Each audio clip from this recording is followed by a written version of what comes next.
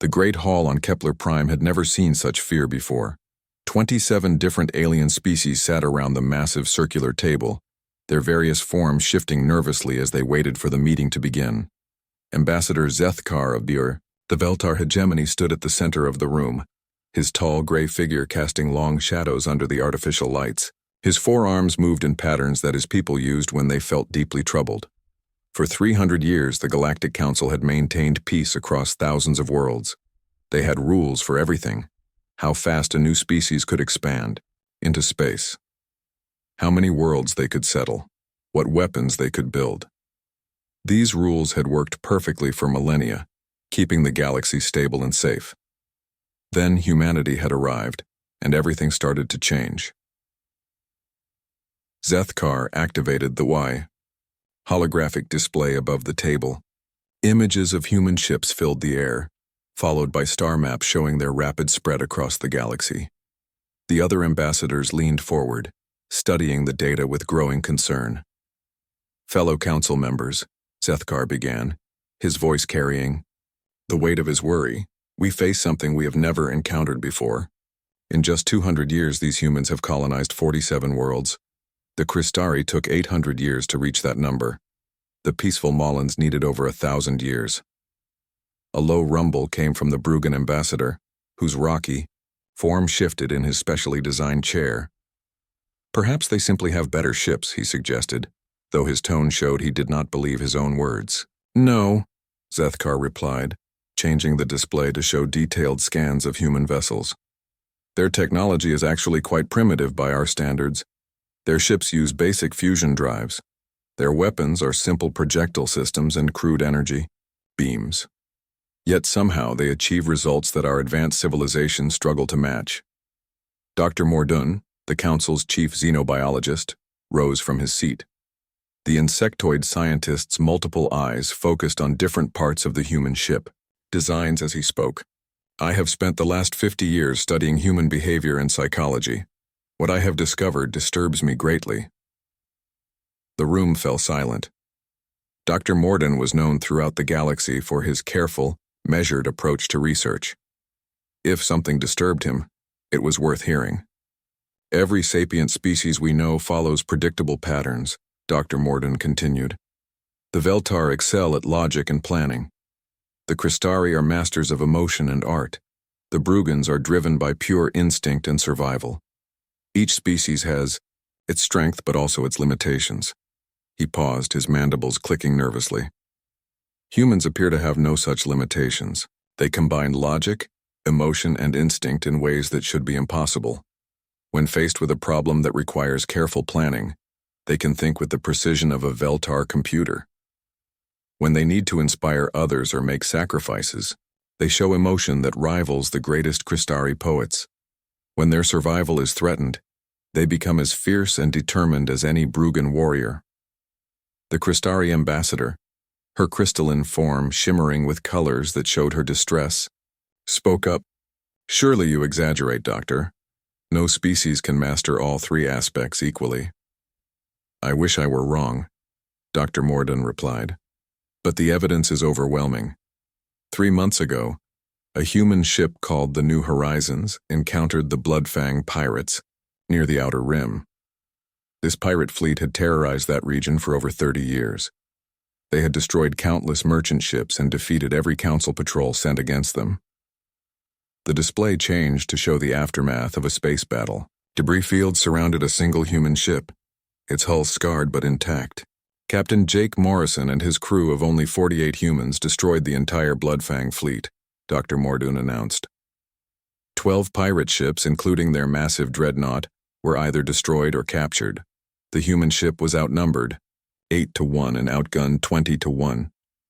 Gasps and clicking sounds filled the chamber as the various species processed this information. The Bloodfang pirates had been a known threat for decades, avoided by even the most powerful council fleets. "How?" asked the Mollan representative, her soft voice barely audible above the shocked murmurs of the other delegates.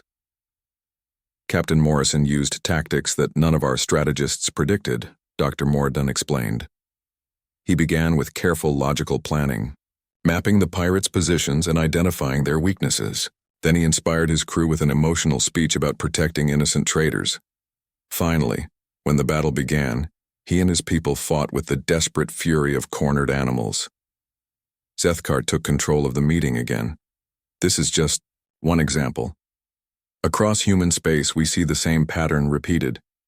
Human colonies that should have failed in harsh environments not only survive, but thrive. Human explorers venture into regions we consider too dangerous to visit. Human merchants negotiate deals that seasoned Veltar traders find impossible to understand. The room buzzed with nervous energy as the implications became clear. For centuries, the Council had maintained order by understanding how each species behaved. The Veltar handled negotiations and planning. The Crystari managed cultural affairs. The Brugans provided security. Every species had its role, its place in the carefully balanced system. Humans did not fit into any category. They could not be predicted or controlled using the methods that had worked for millennia. "What do you propose?"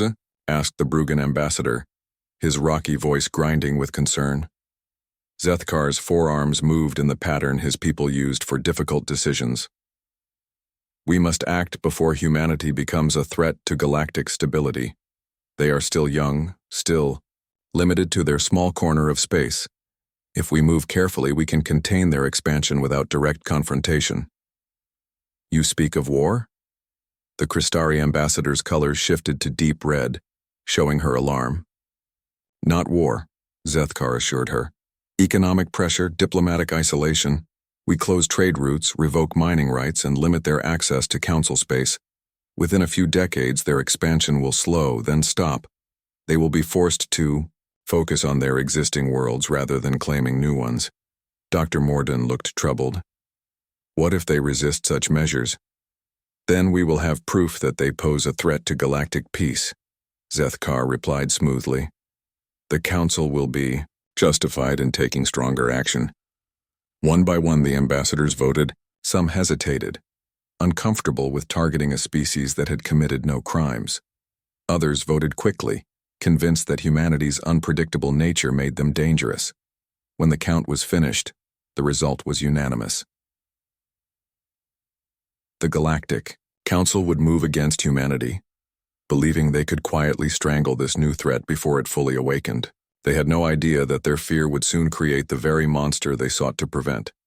Captain Jake Morrison and his crew were still celebrating their victory over the Bloodfang pirates, unaware that their heroic act had just condemned their entire species to a conflict that would reshape the galaxy forever.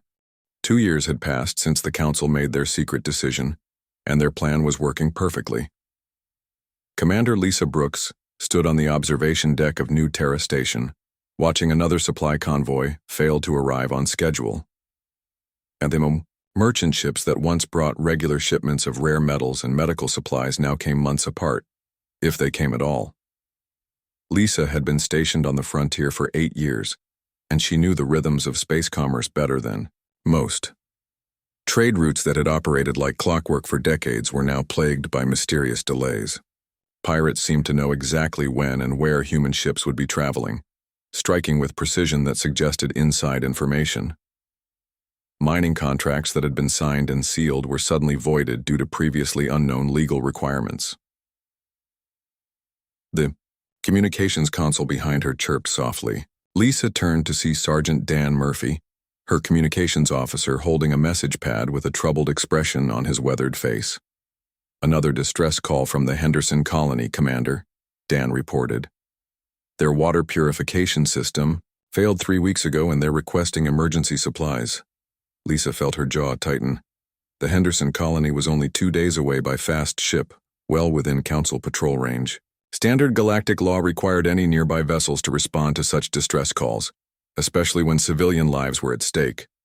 "Have any Council ships responded?" she asked, though she already knew the answer. "No, ma'am. The Veltar patrol, Ship Wisdom's Edge, was in that sector 4 days ago, but they reported engine problems and had to return to base.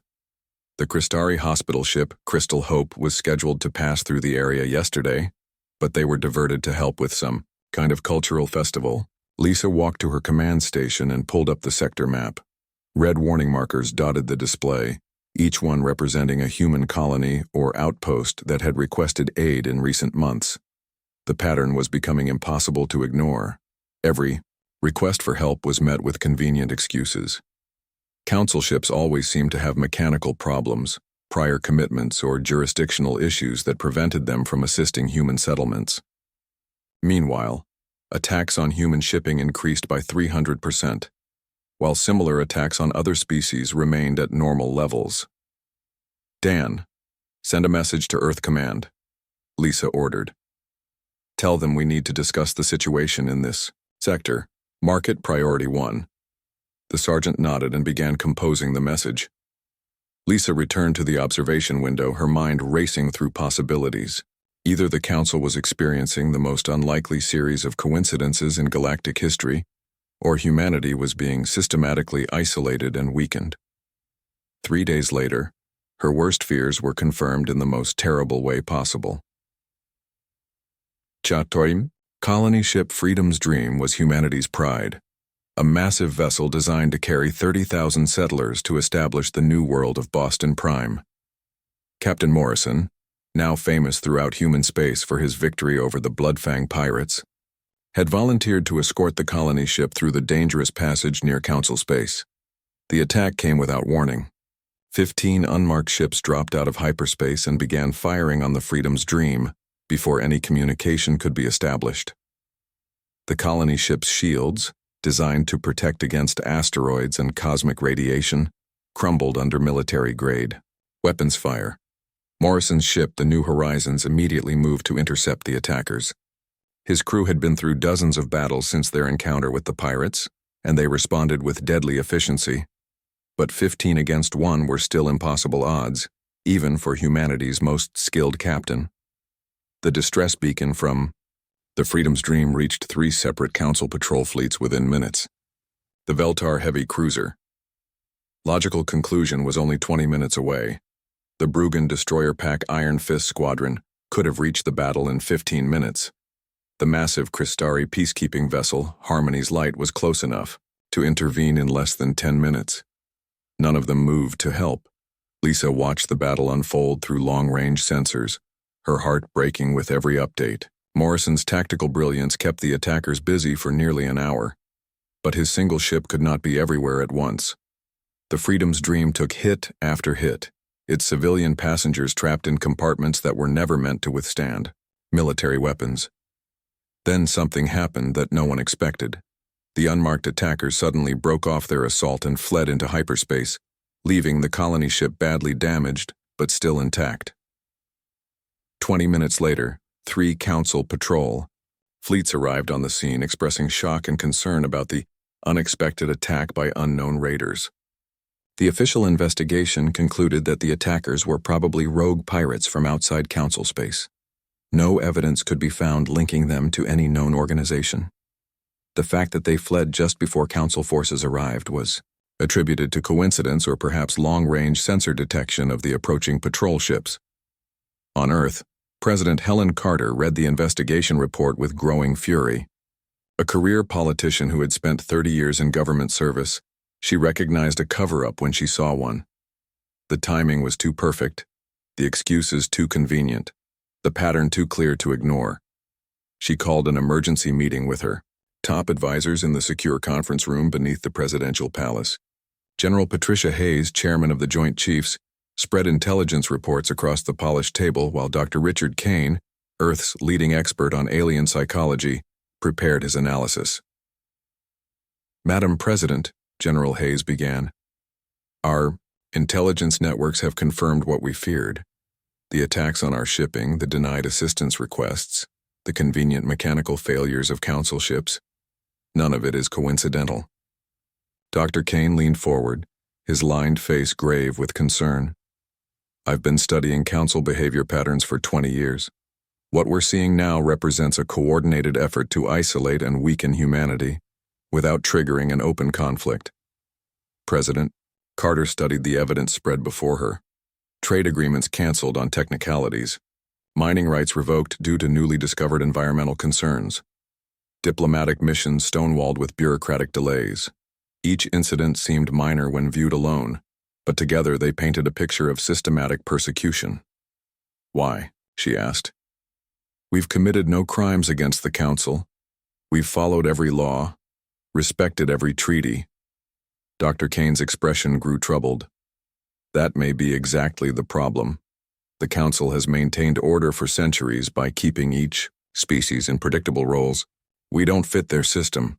We're too adaptable, too unpredictable. From their perspective, we represent chaos." "They fear us," General Hayes added. "And fear makes people or aliens do terrible things." President Carter stood and walked to the window overlooking the city.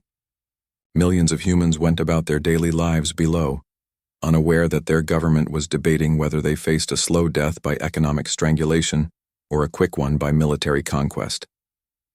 "What are our options?" she asked, without turning around. "We can submit," Dr. Kane replied quietly. "Accept whatever limitations they impose, retreat to our existing worlds, and hope they're satisfied with containing us rather than destroying us." "Or?" the president asked. General Hayes answered with the grim certainty of a soldier who had seen too many conflicts. "We prepare for war, Madame President, because if Dr. Kane is right about their fear, submission will only delay the inevitable. Sooner or later, they'll decide that containing us isn't enough." President Carter remained silent for a long time, watching the peaceful city below. She thought about the 30,000 families aboard the Freedom's Dream, saved only by Captain Morrison's sacrifice and the attackers' mysterious retreat. She thought about the colonies struggling without supplies, the explorers facing dangers alone, the merchants running gauntlets of pirate attacks while Council ships looked the other way. When she finally turned back to her advisors, her decision was written clearly on her face. "Begin preparing contingency plans, General, but maintain diplomatic silence for now. If the Council wants to play this game, we need to understand the rules before we start playing." None of them realized that the game had already begun, and humanity was losing badly. The Council's trap was closing slowly but surely, and soon there would be nowhere left to run. The massive Council fleet dropped out of hyperspace in perfect formation, their ships arranged in concentric circles around every human-controlled star system. Admiral Gary Stone watched from the bridge of the Earth defense ship Liberty as hundreds of alien vessels took positions throughout Sol system. His small fleet of 36 ships looked pitiful compared to the armada now surrounding his homeworld. The official communication arrived within hours, broadcast simultaneously to every human colony and outpost across the galaxy. "Ambassador." Zethkar appeared on screens throughout human space, his forearms moving in the formal patterns of legal proclamation. "Citizens of human space," the Veltar diplomat announced, "the Galactic Council has determined that your species carries a dangerous pathogen that threatens all galactic civilization. Until this biological hazard can be properly studied and contained, all human worlds are hereby placed under strict quarantine. No vessels may enter or leave human space without Council authorization." Admiral Stone felt his hands clench into fists as he listened to the lies. There was no pathogen, no biological threat. The only disease humanity carried was the infection of unpredictability in a galaxy that prized order above all else. On the colony world of New Haven, Governor Maria Santos read the quarantine notice with growing despair. Her world depended on regular supply shipments from Earth and the other core worlds. Medical supplies, advanced manufacturing components, and specialized foods that couldn't be produced locally. All of it now cut off by the Council blockade. "How long can we last?" she asked her chief administrator, a practical woman named Carol Wright who had spent her career managing colonial resources. Carol consulted her data pad, her expression grim. 6 months for essential supplies, maybe 8 if we implement strict rationing immediately. After that, she didn't need to finish the sentence. After that, people would start dying. The situation was repeated across human space. 47. Colonies found themselves isolated, cut off from the trade networks that had sustained their rapid growth. Some worlds were better prepared than others, but none had been designed for complete self-sufficiency. The Council's strategy seemed perfect. They would slowly strangle humanity without firing a shot, then offer salvation in exchange for complete surrender. The quarantine would continue until humans agreed to abandon most of their colonies and accept permanent settlement on a handful of reservation worlds under Council supervision. But the Council had made a critical error in their understanding of human nature. Instead of panic and despair, the isolation sparked something else entirely. Captain Morrison, now commanding a growing fleet of ships that operated outside Council law, monitored communications between human colonies and found something the aliens had not expected. The colonies were helping each other. New Terra Station, with its advanced manufacturing capabilities, began producing medical supplies for colonies that lacked proper hospitals. The farming world of Green Valley shipped food to mining colonies that couldn't grow their own crops. The research station on Titan developed new techniques for recycling air and water that allowed colonies to stretch their resources far beyond their original limits. More importantly, human engineers and scientists were adapting captured Council technology at a rate that baffled alien observers. Every pirate ship Morrison's forces had defeated, every piece of alien equipment they had salvaged, became a learning opportunity. Humans studied the technology, improved on it, and shared their discoveries throughout their isolated space. Dr. Susan Mitchell, leading a team of engineers on the research colony of Newton Prime, made the breakthrough that changed everything. Working with salvaged components from a Veltar patrol ship, her team managed to reverse engineer the Council's hyperspace communication system. "We can build our own network," she announced to the Emergency Council of Colonial Governors meeting via secure transmission. "No more relying on Council relay stations. We can communicate directly with each other across any distance." Within weeks, human space was connected by a communication network that the Council couldn't monitor or control. Information flowed freely between colonies, allowing them to coordinate resources and share technological advances in real time. But the most significant discovery came when Morrison's forces captured a Council prison transport carrying political dissidents from a dozen species. Among the prisoners was a brilliant Zephyrian engineer named Crixtal, whose crime had been criticizing Council policies in a public forum. Crixtal's revelation shook the foundations of everything humans thought they knew about galactic history. In the private meeting with Morrison and his senior officers, the Zephyrian's words carried the weight of terrible truth. "You think you're the first species they've done this to?" Crixtal said, his feathered form trembling with barely contained rage. "The Council has been perfecting these techniques for thousands of years. The Nalaar were a peaceful people who developed faster-than-light travel 3,000 years ago. They spread across 17 worlds before the Council decided they were expanding too quickly." Morrison leaned forward in his chair. "What happened to them?" "Quarantine, economic isolation. Then when they refused to accept relocation to reservation worlds, a mysterious plague swept through their colonies. Very efficient, very thorough. The Council mourned their tragic loss and absorbed their empty worlds into member species territories." Kabitax, human officers around the table exchanged dark glances. The pattern was becoming clear. "The Corvani were next," Crixtal continued. "Brilliant scientists who developed new energy sources that threatened Council technological superiority.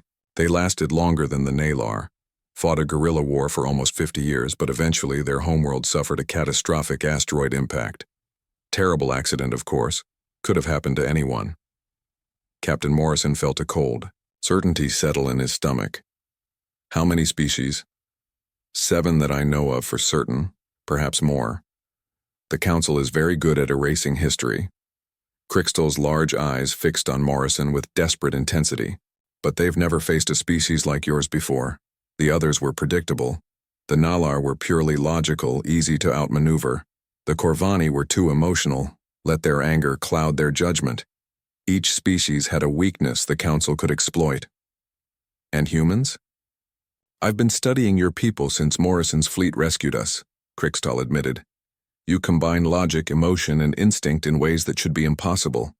When you plan, you think like Veltar strategists. When you fight, you feel like Crystari warriors. When you survive, you adapt like nothing I've ever seen before." The communications console chimed softly, interrupting the meeting. Morrison's communications officer, Lieutenant Amy Rodriguez, looked up from her station with excitement, barely contained in her voice. "Captain, we're receiving a transmission from Admiral Stone on Earth. He says President Carter has authorized Operation Phoenix." Morrison didn't recognize the code name, but something in Rodriguez's tone suggested it was significant. "What's Operation Phoenix?" "I don't know the details, sir, but the Admiral wants to speak with you personally. He says it's time to show the Council what happens when you corner a species that refuses to die." As Morrison prepared to take the transmission, Krikstal spoke one final warning that would echo through the events to come. The Council's greatest strength has always been their certainty that they understand how other species will behave. They've built their entire civilization on that assumption. If you can prove them wrong, if you can show the galaxy that their knowledge is incomplete, their whole system will collapse. Morrison nodded grimly as he reached for the communication controls. The Council had spent centuries perfecting their techniques for destroying civilizations that threatened their order. But they had never encountered a species that treated certain destruction as just another problem to solve. The real war was about to begin, and for the first time in galactic history, the Council's victory was no longer guaranteed. Humanity was awake, angry, and armed with the knowledge that they faced extinction unless they fought. The question was no longer whether humans would resist, but whether the galaxy would survive the consequences of their resistance. Admiral Stone's face appeared on the screen, his expression grim but determined. Behind him, Morrison could see the busy activity of a command center preparing for the largest military operation in human history. "Captain Morrison," the Admiral began, "it's time to teach the Council that some species don't know how to quit." President Helen Carter stood before the joint session of Earth's Global Assembly, her face grave as she prepared to reveal humanity's darkest secret. The assembled representatives from every nation and colony listened in stunned silence as she outlined Operation Phoenix, a contingency plan that had been developed in absolute secrecy over the past decade. "For 10 years, she announced, our military and intelligence services have been preparing for this exact scenario. Hidden shipyards in asteroid belts and rogue planets have been mass-producing vessels designed specifically to counter Council technology. Every captured alien ship, every piece of salvaged equipment, every tactical analysis from our encounters with pirates and raiders, all of it has been used to develop weapons and strategies the Council never imagined we possessed." Dr. Susan Mitchell's archaeological teams had been working around the clock, uncovering evidence of the Council's historical genocides on dozens of worlds. The proof was overwhelming and damning. The Nalar civilization hadn't died from plague. They had been systematically poisoned by Council agents. The asteroid that destroyed the Corvani homeworld had been guided by Veltar gravitational manipulation technology. As Mitchell's discoveries spread through the galactic communication networks that the Council couldn't control, rebellions began erupting across Council space. Species that had lived under Council rule for centuries suddenly realized they were one policy change away from extinction. Admiral Stone revealed the true scope of humanity's preparations from his command center deep within Luna Base. The Council had counted 36 ships in Earth's defense fleet, but that was only what they had been allowed to see. Hidden construction facilities scattered throughout Sol system and beyond had been building the real human fleet for years. "We call them the New York-class destroyers," Admiral Stone explained to his senior staff as holographic displays showed the sleek, deadly vessels emerging from their concealed moorings. "Each ship incorporates lessons learned from every Council vessel we've encountered. They're faster than Veltar cruisers, more heavily armed than Bruggen destroyers, and equipped with defensive systems that can adapt to changing threats." Captain Morrison studied the tactical displays from his flagship, now designated as the command vessel for Operation Prometheus. His mixed fleet of humans and alien rebels had grown to over 200 ships, a force that would have been unthinkable just months ago. The prison break that had freed Krikstal had been just the beginning. Word was spreading throughout Council space that humans were fighting back, and oppressed species were answering the call. The first major assault came at dawn, Earth Standard Time. Morrison's fleet struck simultaneously at 12 different blockade positions, catching the Council forces completely off guard. The human ships moved with coordination and precision that shocked alien commanders who had expected desperate, unorganized attacks. The USS Manhattan, flagship of the New York class, fleet engaged 3 Veltar heavy cruisers in single combat and emerged victorious. Its adaptive shields absorbed and redistributed energy weapon fire, while its kinetic cannons punched through alien armor that had been considered impenetrable. But the real shock came from how human crews responded to battle damage. Council ships were designed with automated systems that handled repairs and damage control. When those systems failed, alien crews often abandoned ship or surrendered. Human crews, trained for decades in emergency procedures, kept fighting even when their ships were falling apart around them.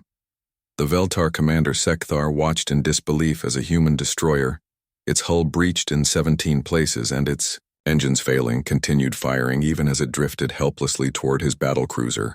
The human ship's captain, a woman named Linda Foster, rammed her vessel into Sekthar's ship at full speed rather than surrender. The explosion took out both vessels, but not before Foster's sacrifice allowed 2 other human ships to escape the trap that should have destroyed them.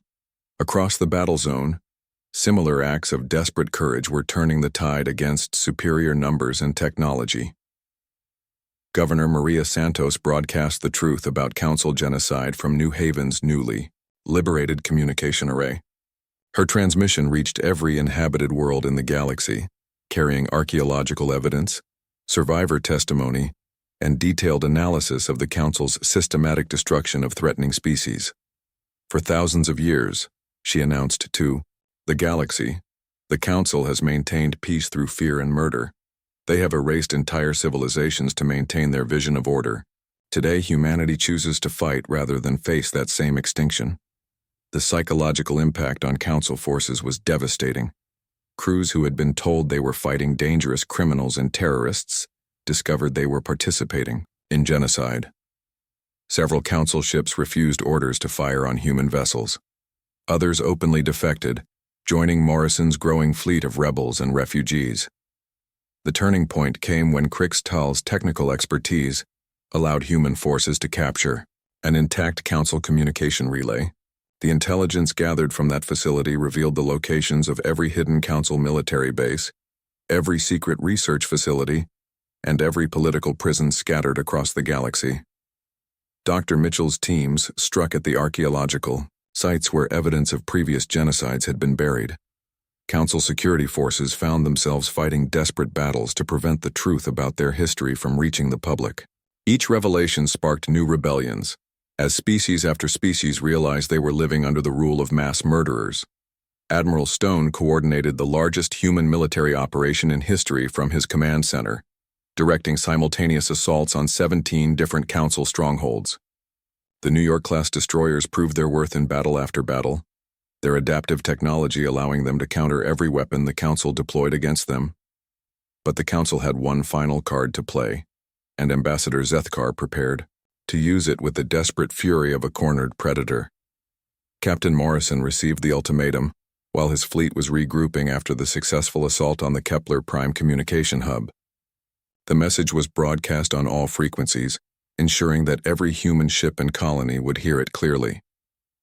People of Earth. Zethkar's voice carried the cold certainty of absolute power. You have one standard day to cease all hostile actions and surrender unconditionally. If you refuse, the Council will deploy the stellar cascade against your homeworld. Sol will burn, and Earth's 8 billion inhabitants will share the fate of those who defy galactic order. The transmission included technical specifications for the stellar cascade, a weapon capable of causing stars to go supernova. The Council had used it once before, 3,000 years ago, to destroy a species called the Eternal Builders, who had threatened to upset the galactic balance of power. Morrison stared at the data streaming across his tactical displays, his mind racing through possibilities. The weapon was real, positioned in deep space just outside Sol system. The Council had the power to commit genocide on an unprecedented scale, and their ultimatum made it clear they were willing to use that power. But as he prepared to respond to Zethkar's threat, Morrison received another message that changed everything. President Carter's final transmission was brief, coded in the same protocol that had been used to authorize Operation Phoenix. "Captain Morrison." Her voice was steady despite the magnitude of what she was ordering. "If Earth must die to preserve human freedom, then we die fighting. Operation Phoenix is now fully authorized. Show them what it means to threaten humanity." Morrison understood immediately. Operation Phoenix wasn't just about military resistance. It was about ensuring that humanity's destruction would come at a price the galaxy would never forget. Hidden throughout Council space, automated weapons platforms had been waiting for this moment. If Earth died, then every Council world would follow within hours. The final confrontation was about to begin, and for the first time in galactic history, both sides possessed the power to commit complete mutual annihilation. The question was no longer who would win, but whether anything would survive the coming storm. Krixtal, monitoring the communications from the bridge of Morrison's flagship, spoke the truth that both sides were beginning to understand. The Council created this situation when they chose fear over understanding, the Zephyrian engineer observed quietly. Now everyone must live with the consequences of that choice, or die with them. The countdown reached 0 at exactly noon, Earth Standard Time. Ambassador Zethkar waited on the bridge of the Council flagship Eternal Order, his forearms poised over the controls that would trigger the stellar cascade and turn Sol into a supernova. For 72 hours, both civilizations had stared into the abyss of mutual extinction, neither willing to blink first. Captain Morrison stood on the bridge of his flagship Liberty, knowing that President Carter's authorization meant the automatic weapons systems scattered throughout Council space were armed and ready. If Earth died, the entire Council civilization would follow within hours. Billions of innocent beings would perish because their leaders had chosen fear over understanding. The silence stretched across the galaxy as two incompatible philosophies faced their ultimate test. The Council believed in order, control, and the elimination of threats to their carefully structured society. Humanity believed in adaptation, resistance, and the refusal to accept extinction as inevitable. Then something unexpected happened that no strategist on either side had predicted. Lieutenant Amy Rodriguez, monitoring communications from her station aboard the Liberty, detected an unauthorized transmission originating from within the Council fleet.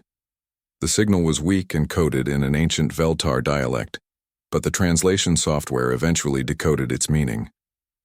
"This is Commander Velnan of the Council ship Wisdom's Light," the message began. "I cannot be part of genocide against innocent civilians. Any Council personnel who share my concerns should know that some choices are more important than orders." Within minutes, similar transmissions were detected throughout the Council fleet. Junior officers, veteran commanders, and even some ship captains were openly questioning orders to participate in the systematic murder of an entire species. The rebellion that had started among oppressed alien species was now spreading to the Council military itself. On Veltar Prime, the homeworld of the Council's dominant species, crowds gathered in public squares to protest their government's actions. For the first time in centuries, Veltar citizens were seeing uncensored reports about their leaders' genocidal history. Dr. Mitchell's archaeological evidence was spreading through underground networks faster than government censors could suppress. Ambassador Zethkar felt his certainty crumbling as reports flooded in from across Council space.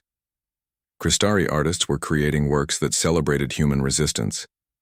Brugan warriors were openly admiring humanity's refusal to surrender against impossible odds. Even some Veltar logicians were questioning the wisdom of policies based on fear, rather than rational analysis. The breaking point came when Zethkar's own nephew, a young Veltar officer named Kethvar, contacted him through a private communication channel. The younger alien's words carried a weight of moral certainty that Zethkar had not heard from his own species in decades. "Uncle, I have seen the evidence that humans uncovered on Kepler-7 and a dozen other worlds. Our people did not evolve naturally. We conquered and absorbed the civilizations that came before us, just as we have been doing to other species for millennia. How are we any different from the humans we now seek to destroy? Zethkar stared at his nephew's image on the small communication screen, seeing doubt and determination in the young officer's expression. "The humans threaten everything we have built," he replied, but his voice lacked its usual conviction. "What we have built is a lie," Kethvar responded. "A galaxy where species live in fear, where innovation is punished, where any sign of independence is met with extinction. The humans didn't threaten our civilization, Uncle. They showed us what our civilization really is." Similar conversations were taking place throughout the Council fleet. Officers who had served faithfully for decades were confronting the reality that their entire civilization was built on systematic oppression and murder. Some remained loyal to the old system, but others began making different choices. Captain Morrison watched his tactical displays as something unprecedented began happening. Individual council ships were breaking formation, refusing to participate in the coming massacre. Some were powering down their weapon systems. Others were moving away from their assigned positions, effectively abandoning the blockade. The rebellion reached its climax when Commander Velnan of the Wisdom's Light transmitted his ship's complete sensor logs to Morrison's fleet. The data included detailed scans of the stellar cascade weapon, its control systems, and most importantly, its location. "Captain Morrison," Velnan's transmission was broadcast openly for all to hear. "My crew and I refuse to be part of genocide. We offer this information freely, hoping it will prevent the destruction of both our civilizations." Morrison studied the technical data with Krixtal and his senior officers.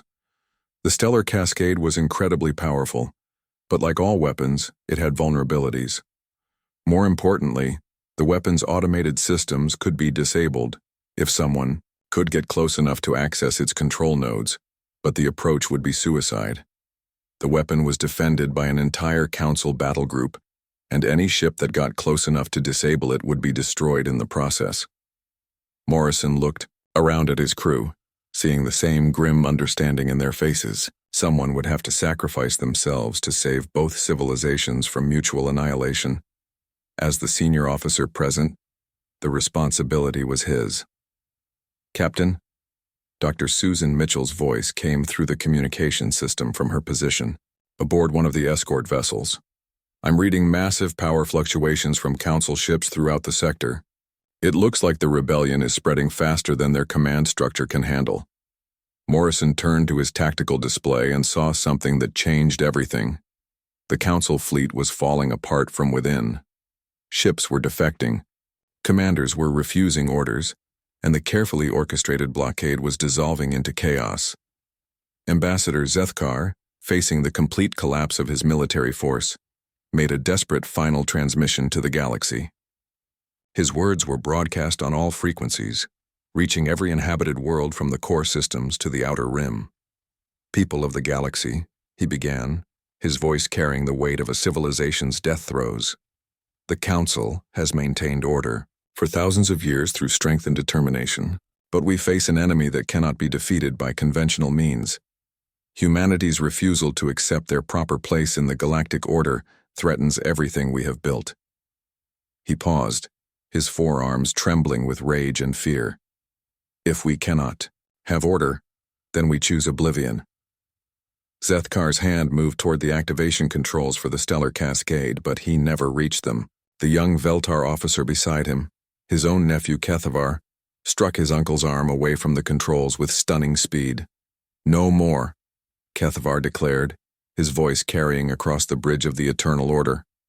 "Our ancestors made choices that led to this moment, but we don't have to repeat their mistakes." The confrontation on the Council flagship was broadcast live throughout the galaxy, as crew members chose sides between the old order and the possibility of change. Similar scenes played out across the Council fleet as the institutional authority that had maintained galactic control for millennia crumbled from within. Morrison seized the opportunity, broadcasting his own message to every ship and world within communication range. His words were simple but carried the weight of humanity's long struggle for survival. "To all beings who value freedom over security, change over stagnation, and hope over fear, the choice is yours. We offer partnership, not domination, cooperation, not conquest. The future belongs to all of us if we have the courage to build it together. The war ended not with humanity's surrender or the Council's victory, but with the complete transformation of galactic civilization. The surviving Council member species, freed from the fear-based policies that had defined their existence for millennia, began forming new alliances based on mutual respect rather than enforced submission. 50 years later, Captain Morrison's granddaughter, Commander Sarah Morrison, stood on the bridge of the exploration vessel New Dawn as it prepared to leave the galaxy entirely. Her crew included humans, Veltar, Crystari, Brugans, and dozens of other species working together to explore the vast unknown regions beyond their home galaxy. The ship's first officer, a young Veltar named Kethvar Jr., grandson of the officer who had prevented galactic annihilation, approached with the final departure report. "All systems ready for intergalactic transit, Commander," he reported, his voice carrying none of the rigid formality that had characterized Veltar military communication for centuries. "The crew is excited about what we might discover out there." "Commander." Morrison smiled as she looked out at the stars that had once been divided by fear and prejudice. The Council had feared that humanity would destroy their carefully ordered galaxy, and in a sense they had been right. But what humanity had built from the ashes was far better than what came before. "Take us out, Lieutenant," she ordered, settling into her command chair. "Time to see what's waiting for us in the dark." As the New Dawn engaged its revolutionary drive systems, a fusion of human ingenuity and alien technology that neither species could have developed alone, it carried with it the hopes and dreams of an entire galaxy that had learned to see diversity as strength rather than threat.